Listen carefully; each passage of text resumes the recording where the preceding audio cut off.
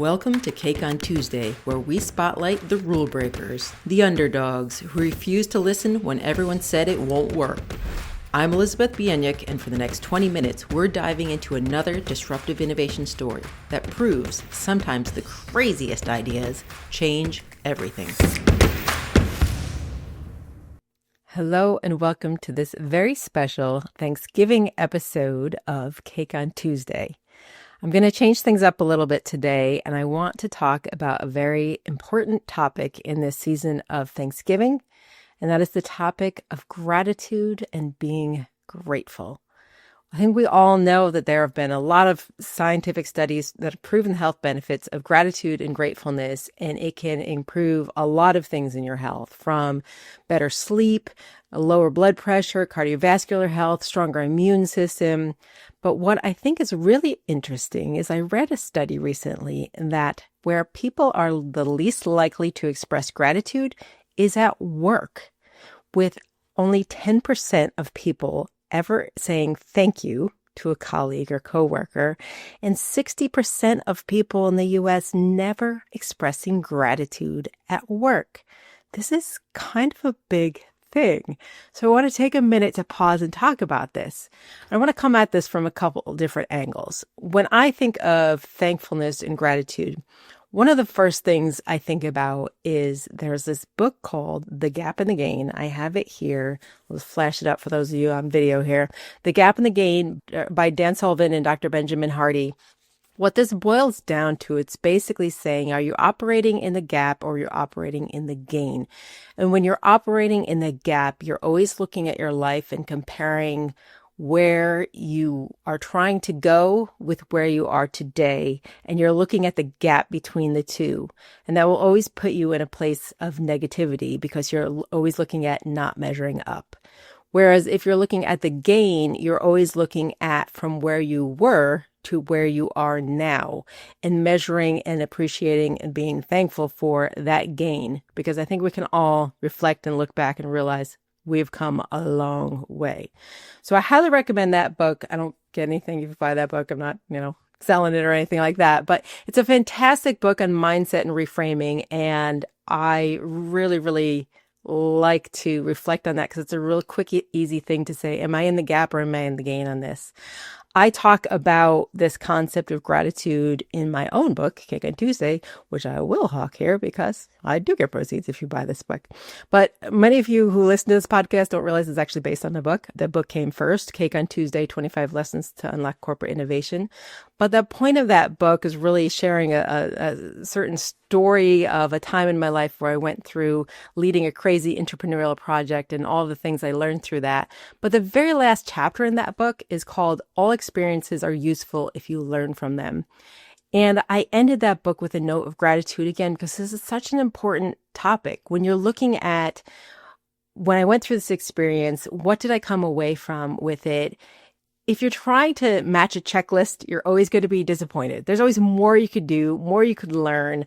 And again, if you reframe it in the context of what Dan Sullivan and Dr. Hardy put it as, with gap and the gain, it's always a useful experience if you come away learning something. Hardly ever do we go through an experience, a project, an encounter, and not gain anything from it.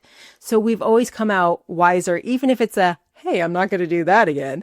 We at least learn something from it. So when we look back at our experiences and realizing maybe our path wasn't the straightest, maybe we could have done things differently, better, faster, smoother, whatever the case is, but realize we got through that experience, we learned something from it, and we're stronger on the other side of it.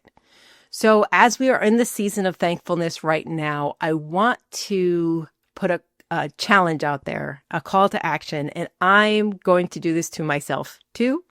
So I will be doing this with you. But I wanted to take a minute here and think about one person in your corporate life who made a huge impact on your professional career. It could have been a professor in college that said, hey, have you considered this? It could have been a former boss, a former coworker, somebody who maybe called out something in you and said, hey, you're really good at this. Or have you ever considered a career in this? Or sometimes it might even come from a tough love point of view of, hey, you're doing this, but you're wasting your talent. Like, this is not you. Why are you doing this? It could come from a lot of different areas, but maybe they just saw something in you that you didn't see in yourself because you're too close to it. It can be really hard to recognize things in our own lives because we're not objective when we look at ourselves. So if you think of one person that had a major impact on, man, they gave me that leg up, or they gave me that insight, or they said that thing and it stuck with me. If they are still somebody that you can find and reach out to them and send them a thank you. Before more time goes by, do it today. It doesn't have to be anything cumbersome. It could be one line, be like, hey, you said this one thing to me. I don't even know if you remember, but that really made an impact. Thanks for stopping and saying that.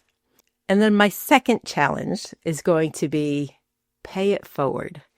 There have been a lot of people who have given really good input into my life that are unfortunately no longer here, or I am unable to reach in for whatever reason.